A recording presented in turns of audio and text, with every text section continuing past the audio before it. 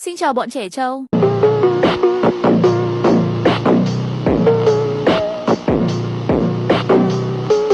Tao là công chúa Miner.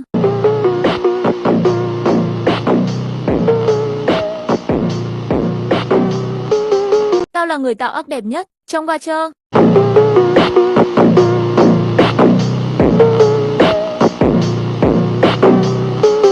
Chúng mày phải nghe lời tao.